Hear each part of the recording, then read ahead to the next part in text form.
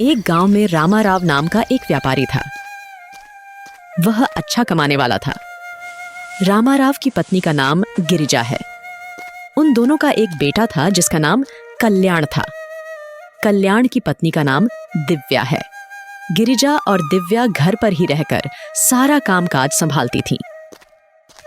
दूसरी ओर रामाराव और कल्याण दोनों ही कारोबार देखते थे। रामाराव और कल्याण दोनों घर की महिलाओं को हेय दृष्टि से देखते थे। सुबह के 7 बज चुके हैं, अभी तक मुझे चाय नहीं मिला। अरे गिरिजा, क्या मुझे चाय मिल सकता है आज, या मुझे कल तक इंतजार करना पड़ेगा? ए लीजिए आपका चाय। असल में दिव्या को भी आज उठने में थोड़ी देर हो गई, इसीलिए चाय बनाने में देर हो गया जी। इतनी समय बीत चुका है, फिर भी तुम्हारा आदत नहीं गया है। अगर तुम सुबह जल्दी उठोगे तो सब कुछ समय पर होगा ना। आप पहले मेरे बात तो सुनो, मैं झूठ नहीं बोल रही हूँ। आज वो 1 घंटा बाद ही उठी है। अच्छा ठीक है, जितनी जल्दी हो सके खाना बनाओ, फिर हम दोनों बाप बेटे फैक्ट्री जाएंगे, बहुत काम पड़ा है। जैसे ही रामाराव कहते हैं, गिरिजा रसोई में चली जाती है। दिव्या रसोई में खाना बना रही है। अरे माँ जी, क्या बात है, पिताजी इतने नाराज क्यों हैं? बस थोड़ी ही तो देर हुई है। अरे बहू, तुम तो अपने ससुर जी को अच्छे से जानते हो, वो तो मेरे बात कभी सुनते ही नहीं। मैं अगर कुछ भी कहूँ वो सुनेंगे नहीं, पर गांव वाले अगर कुछ भी कहे उनके बातों का भरोसा जरूर करते हैं। तो गिरिजा और दिव्या बातें करती हैं और खाना बनाती हैं। दूसरी ओर कल्याण और रामाराव कारखाने जाने के लिए तैयार हो जाते हैं। अरे क्या खाना बन गया है? हम लोगों को फैक्ट्री जाना है, जल्दी करो। हाँ जी, खाना बन गया है। मैंने तो आप सबके लिए रोटी, सब्जी और धनिया का चटनी बनाई है। अरे तुम्हें धनिया का चटनी बनाने को कौन कहा? मैं तो अदरक का चटनी पसंद करता हूँ। माँ, तुम्हें तो ये अच्छी तरह से पता है ना? पता नहीं बेटा क्यों बनाई है, पर कोई बात नहीं बेटा। असल में तो अभी बारिश का मौसम है, अदरक भी मिलना बहुत मुश्किल हो जाती है। घर पे बहुत सारा धनिया पत्ता रखा हुआ था, इसीलिए शायद वो चटनी बना दी। तुम उससे खा लो बेटा। हम लोग पैसा कमाते हैं, तुम दोनों को जो भी बोलूंगा वही पकाओगे, ठीक है? मुझे माफ कर दीजिए पिताजी, आज आप लोग वो चटनी से खाना खा लीजिए, कल मैं अदरक की चटनी बना दूंगी। जैसा कि दिव्या ने कहा, रामाराव और कल्याण खाना खा रहे थे। इतने में गिरिजा यह कहती है, सुनिए ना, आप दोनों तो सुबह खाना खाकर फैक्ट्री के लिए निकल जाते हो, पर हम दोनों सास बहू घर पे बैठकर बोर हो जाते हैं, सारा दिन अकेले रहते हैं। इसलिए मैं बोल रही हूँ इस रविवार हम दोनों को कहीं बाहर लेकर चलिए ना। क्या तुम्हें पता है हम दोनों को बाहर कितना काम करना पड़ता है? तुम दोनों तो घर पर आराम से एसी में बैठे हो, घर में बैठे बैठे तुम लोग बोल रहे हो कि तुम्हें अच्छा नहीं लग रहा है। ऐसी बात नहीं है पिताजी, असल में बहुत दिन हो गई है बाहर नहीं गए। सारा दिन तो हम लोग घर का काम करते हैं, इसीलिए माँ जी ने कहा कि थोड़ा बाहर घूमने चलते हैं। अरे तुम लोगों को बाहर ले जाने में हम लोगों को कोई फायदा है? 1 रुपए भी फायदा नहीं होगा। बाहर जाके शॉपिंग करोगे और हमारा जेब खाली कर दोगे। पैसा कमाना कितना कठिन है जानते हो? मेहनत तो करते नहीं हो, सिर्फ घर में बैठे रहते हो। 1 रुपया कमा कर दिखा सकते हो? सारा दिन घर में रहोगे और शॉपिंग करोगे, बस यही तुम लोगों का शौक है। कल्याण और रामाराव दिव्या और गिरिजा को बहुत उल्टा सीधा बातें सुनाया, फिर वहां से चला गया। माँ जी, ये दोनों ये सब क्या बोल के गए? हम दोनों घर पे रहते हैं, घर पे क्या कोई भी काम नहीं है? सारा दिन घर पे हम लोग काम करते हैं, उन्हें क्या? वो सुबह उठते हैं, खाना खाते हैं और उसके बाद काम पे चले जाते हैं। अरे बहू, वो नहीं जानते कि महिलाओं को कितनी कठिनाइयों का सामना करनी पड़ती है। भगवान श्री कृष्ण अब आप ही हो जो हमारे घर के पुरुषों के अंदर थोड़े ज्ञान ला सकते हो। इस प्रकार गिरिजा अपने पसंदीदा देवता भगवान कृष्ण से विनती करती है। इसी तरह दिन बीत जाता है। क्योंकि अगले दिन एकादशी थी, गिरिजा और दिव्या पूजा कक्ष में भगवान कृष्ण की पूजा कर रही थीं। माँ जी, आप ये एकादशी का पूजा कब से करने लगी?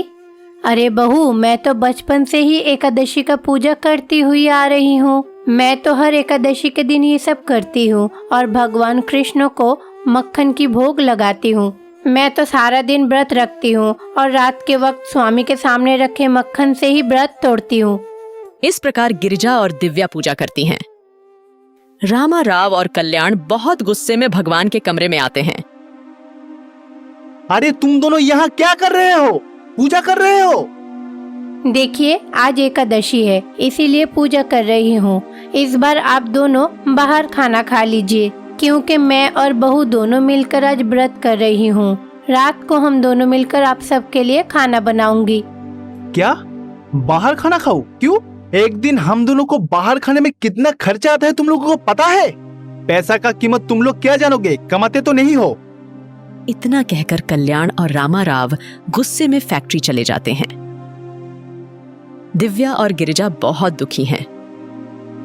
उस दिन वे दोनों उपवास करते हैं और उस रात वे भगवान कृष्ण की पूजा करते हैं। हे भगवान जी, हमें बहुत अपमान सहनी पड़ती है। उनका कहना है कि महिलाएं पैसा कमा नहीं सकती। अब हमने भी सोच लिया कि पैसा कमाएंगे, पर कैसे कमाएं? आप कोई रास्ता दिखाइए प्रभु। इस प्रकार भगवान कृष्ण से विनती करती है। इसी बीच भगवान श्री कृष्ण की मूर्ति से शब्द सुनाई देते हैं। गिरिजा, उदास मत हो। यदि मेरे भक्तों को कष्ट हो तो मैं इसे बिल्कुल भी सहन नहीं कर सकता। अब मैं तुम्हें एक जादुई गाय प्रदान कर रहा हूँ। प्रतिदिन एक गाय 100 लीटर दूध देगा। तुम दोनों दूध बेचकर आराम से पैसा कमा सकते हो। तुम दोनों मेहनत करो, तुम दोनों का अच्छे दिन जरूर आएंगे। इस प्रकार भगवान श्री कृष्ण गिरिजा से भी कहते हैं और दिव्या से भी। इसी बीच वे गाय को माँ माँ कहते हुए सुनते हैं। गिरिजा और दिव्या दौड़ती हुई बाहर जाकर देखती हैं। उनके घर के बाहर एक गाय नजर आ रही है। गाय देखने में बहुत सुंदर लग रही है। अरे बहू, ये तो वही गाय है जिसके बारे में भगवान कृष्ण ने कहा था। गोमाता, यहाँ आकर हमारी मदद करने के लिए धन्यवाद। ठीक है, जाओ कोई बर्तन लेकर आओ, मैं तुम्हें दूध दूंगी। सच में माँ जी, मुझे तो ये सब देखकर विश्वास ही नहीं हो रही है। हे भगवान कृष्ण, हमारी मदद करने के लिए आपको बहुत बहुत धन्यवाद। तो दिव्या और गिरिजा बोतलें लाती हैं और दूध निचोड़ती हैं। निचोड़ा हुआ दूध गांव के लोगों को बेचा जाता है। एक माँ के तौर पर उन्हें अच्छा पैसा मिलता है। देखा बहू, हमने तो एक ही दिन में कितने ज्यादा पैसे कमा लिए। ठीक है माँ जी, पर अभी तो पिताजी और कल्याण का आने का समय हो गया है। वो दोनों आकर ये गाय को देखकर सवाल करेंगे, तब हम क्या कहेंगे? बताइए ना माँ जी। अरे तुम इतनी चिंता मत करो, मैं अभी गायब हो जाती हूँ। कल तुम्हारे घर के पुरुषों के जाने के बाद मैं आ जाऊंगी और तुम्हें दूध दूंगी, ठीक है? इतना कहकर जादुई गाय गायब हो जाती है। और उस रात कल्याण और रामाराव घर आते हैं। रात बीत जाएगी। अगले दिन कल्याण और रामाराव कारखाने में वापस जाते हैं। इसलिए जब वे कारखाने में जाते हैं तो वो जादुई गाय प्रकट होती है। देखो, मैंने कहा था ना मैं आ जाऊंगी। देखो आ गई। जल्दी से अब दूध निकाल लो, गांव वाले तुम्हारे इंतजार कर रहे होंगे। जादुई गाय के ऐसा कहने के बाद गिरिजा और दिव्या पूरे गांव में दूध बेचती हैं। इस प्रकार प्रतिदिन गांव में दूध बेचते थे। ऐसे ही 1 महीना बीत जाती है। उनके पास इस तरह बहुत सारे पैसा इकट्ठे हो जाते हैं। गिरिजा और दिव्या उस पैसे का उपयोग घरेलू सामान और विभिन्न चीजें खरीदने के लिए करती हैं। ये सब किराने के सामान किसने खरीद के दिया? असल में मैं और बहू दोनों बाजार जाकर ये सब लेकर आई हूँ। और हाँ, ये पैसे रखिए, आप लोगों के काम आएगा। तुम दोनों के पास इतना पैसा कहाँ से आया? क्या तुम दोनों घर की कोई कीमती चीज बेच दिया? नहीं नहीं, हमने कोई चोरी नहीं की। अगर भरोसा ना हो पूरा घर को चेक कर लीजिए। ये सब तो हमारी मेहनत की कमाई है। हम लोग मेहनत करके कमाए हैं। गिरिजा और दिव्या भगवान कृष्ण की मदद के बारे में उन दोनों को बताती है। रामाराव और कल्याण हैरान हैं। पहले तो उन्हें वास्तव में इस पर विश्वास नहीं हुआ। तभी माया गाय उनके सामने प्रकट हो जाती है। भगवान कृष्ण ने मुझे आपकी परिवार की महिलाओं को उपहार रूप में दिया है। भगवान कृष्ण खुद आपके घर की महिलाओं की सम्मान करते हैं और आप लोग हैं कि अपने घर के महिलाओं को अपमान करते हैं। आप खुद ही फर्क समझे। तो माया गाय रामाराव के साथ साथ कल्याण को भी उचित शिक्षा और ज्ञान देती है।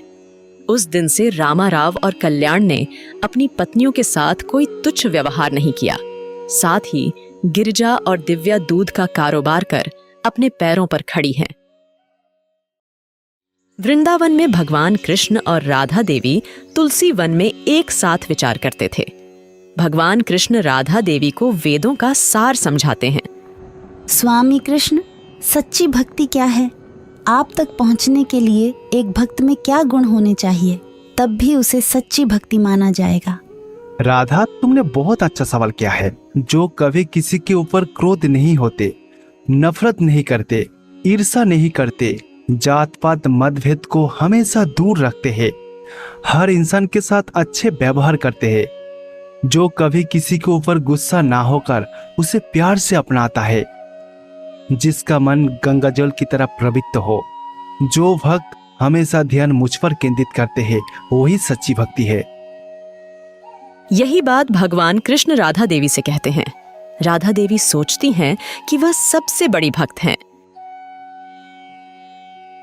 इस हिसाब से देखें तो मैं आपके सभी भक्तों में सबसे बड़ी भक्त हूँ, है ना कृष्णा? नहीं राधा, आप नहीं, आपको और भी कुछ छोड़ना होगा।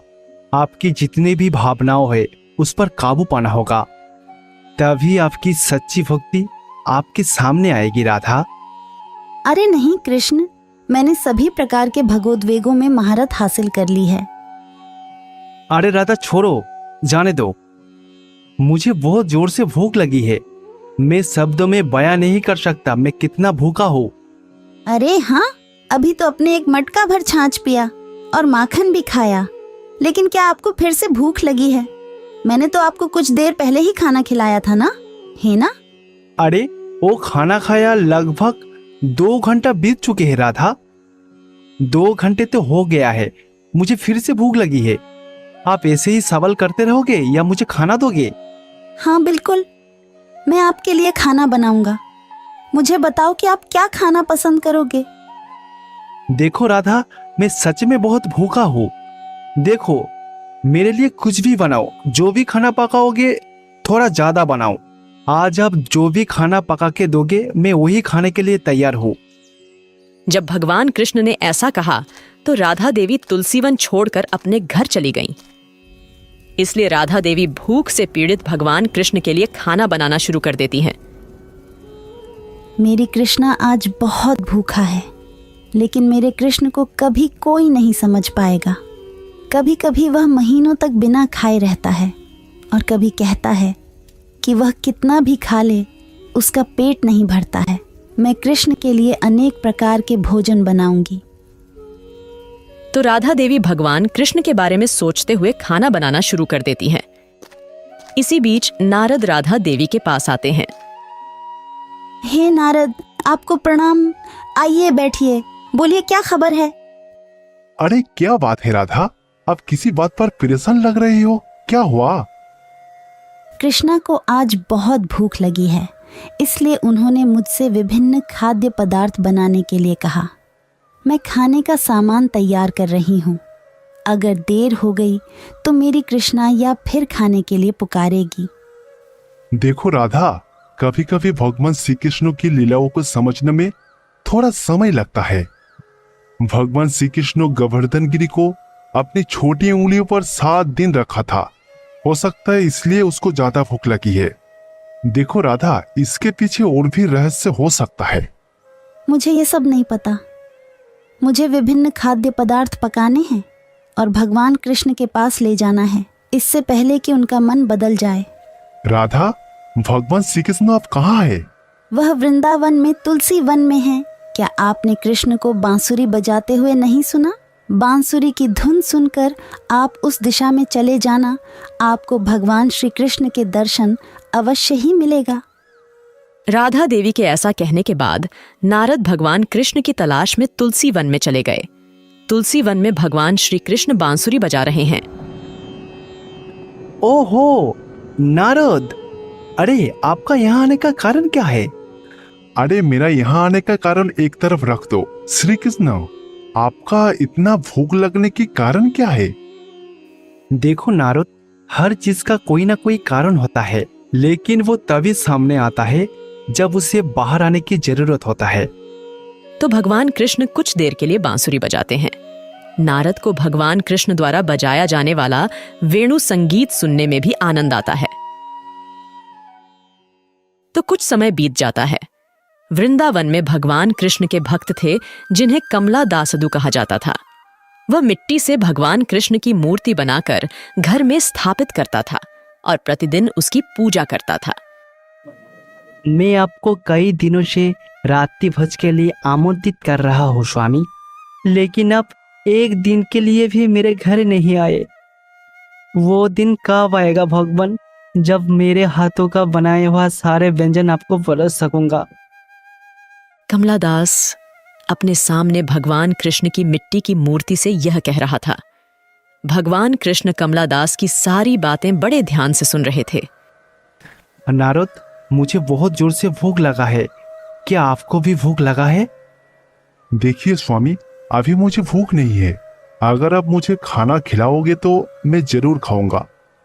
नारद, पृथ्वी पर मेरा एक भक्त विभिन्न व्यंजन बनाकर मेरा राह देख रहा है, मेरा प्रतीक्षा कर रहा है।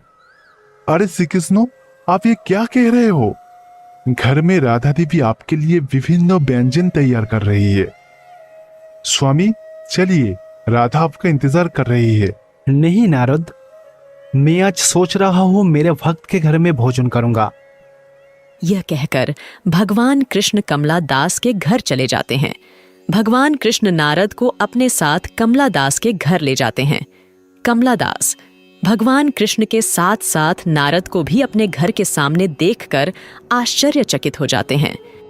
अरे, जो मैं देख रहा हूँ क्या वो सच है? मैंने कभी सपने में भी नहीं सोचा कि ऐसे दिन आएगा। आइए स्वामी, अंदर आइए। तो कमला दास भगवान कृष्ण के पैर पानी से धोते हैं और उन्हें घर के अंदर ले जाते हैं। कमला दास ने नारद के भी पैर धोए। कमला दास 2 अरितक लाए और भगवान कृष्ण और नारद की पूजा की। फिर वह अपने द्वारा बनाए गए विभिन्न व्यंजन लाता है और उन्हें भगवान कृष्ण के साथ साथ नारद को भी परोसता है। मैंने इस जन्म में कुछ तो पुण्य किया है, जो स्वामी जगन्नाथ को मेरे हाथों का खाना खिलाने का मौका मिला। स्वामी बताइए, ये सारे व्यंजन कैसे लगी? मैंने इतना स्वादिष्ट भोजन कभी नहीं खाया। सच में खाना बहुत ही अच्छा बना है। इतना स्वादिष्ट खाना मैंने बैकुंठों में भी नहीं खाया। आपको बहुत बहुत धन्यवाद स्वामी। आपकी ये बातें मैं हमेशा याद रखूंगा। फिर कमला दास उनकी सेवा कर रहे हैं तो भगवान श्री कृष्णा बहुत संतुष्ट होकर सारा खाना खा रहे थे। उधर नारद भी जल्दी से खाना खाते हैं और वहां से उठकर जाने वाला होता है। स्वामी, क्या आपको मेरे बनाया हुआ खाना बिल्कुल भी पसंद नहीं आया? आप इतना जल्दी जल्दी खा के उठ गया, क्या बात है स्वामी? देखो, मुझे जितनी भूख लगी थी मैंने खा लिया है। ये खाना पचाने के लिए मुझे अभी राधा देवी के पास जाना है, इसलिए उठ गया। यह कहकर नारद राधा देवी के पास चला गया। अरे आप दोनों इतनी देर से कहाँ थे? खाना बन गया है। भगवान कृष्ण कहाँ हैं? केवल आप आए हो। मैं इतनी देर से आप दोनों का इंतजार कर रही हूँ। वो क्या तुलसी वन में अभी भी बांसुरी बजा रहे हैं? राधा, भगवान श्री कृष्ण अभी तुलसी जीवन में नहीं है, वो कमला दास के घर में गया है। कमला दास का बनाया हुआ सारा खाना बहुत ही आराम से खा रहा है। आपका बनाया हुआ खाना बर्बाद हो जाएगा। इतना कहकर नारद वहां से अदृश्य हो जाते हैं। राधा देवी को बहुत गुस्सा आती है। दूसरी ओर भगवान कृष्ण कमला दास के घर पर अपना भोजन समाप्त करने के बाद राधा देवी के घर आते हैं। आपने जो किया, क्या वह अच्छा है? एक तरफ आप मुझे खाना बनाने के लिए कहते हो और दूसरी तरफ आप उस कमला दास के घर पर खाना खाने चले जाते हो। मैंने आपके लिए ही इतनी मेहनत से इतना सारे व्यंजन बनाया है, क्या वो सारा खाना बर्बाद हो जाएगा? अरे नहीं राधा, आपका बनाया हुआ खाना नष्ट नहीं होगा। इस वृंदावन में बहुत से भूखे जीव है। आइए राधा, उस सारे भूखे जीवों को खाना खिलाते हैं। मुझे नहीं लगता कि आप जो भी कहते हैं मुझे सुनना चाहिए कृष्ण। मैं आपके सबसे बड़ी भक्त हूँ। आपको मेरे घर पर खाना खाना चाहिए था। मैंने आपके लिए इतने प्रकार के भोजन तैयार करने में बहुत मेहनत की और आप नहीं खाए। राधा देवी क्रोधित हो गईं और कृष्ण पर चिल्लाने लगीं। फिर कृष्ण मुस्कुराते हुए राधा से कहते हैं, देखो राधा, मेरे साथ बहुत बहस हो चुकी है। मैंने सोचा कि मुझे कुछ साबित करना है। कुछ देर पहले आप क्या कह रहे थे कि आपके भावनाओं पर आप पर काबू है। आप देखो, तुम अभी मुझसे कैसे चिल्लाकर बात कर रहे हो और सोच रहे हो कि तुम महान हो। ऐसा नहीं है, आप महान नहीं हो। ये साबित करने के लिए मैं तुलसीदास के घर में भोजन किया। मैंने वहाँ खाना खाया, इसलिए आपके अंदर क्रोध पैदा हुआ। कमलादास के वहाँ भोजन करने पर आपके अंदर ईर्ष्या भी पैदा हुआ। मैं समझती हूँ श्री कृष्ण, आपने मुझे इन बुरी भावनाओं को दूर करने के लिए इतना बड़ा सबक सिखाया है। अब मैं कभी ईर्ष्या और क्रोध नहीं दिखाऊंगी। मैं खुद को सही कर लूंगी। प्लीज कृष्णा, मुझे क्षमा कर दीजिए। इस प्रकार राधा देवी ने अपना क्रोध और ईर्ष्या त्याग दी